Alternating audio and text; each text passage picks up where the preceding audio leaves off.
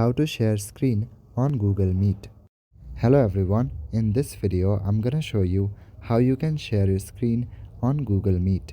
Firstly, open any of your preferred web browser and go to meet.google.com. Here sign in or log in to your account. Here are different ways from which you can join meetings. You can either create a new meeting or join an existing meeting. Share the link so that other people can join your meeting. Once you are inside a meeting, then you will see an interface just like this. Here you will see different kind of options at the bottom.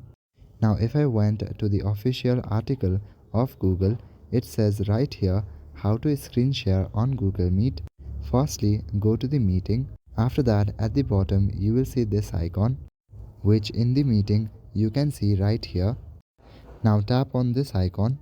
After that, this kind of menu will open. At the top you will see three options. If you only want to capture your web browser screen, then select Chrome tab. If you want to capture a different screen, then you can select Window. And if you want to capture your entire screen, then select Entire Screen. After selecting, click on Share. Now you will be able to share your screen. So that is it for this video. I will see you in the next one. Thank you.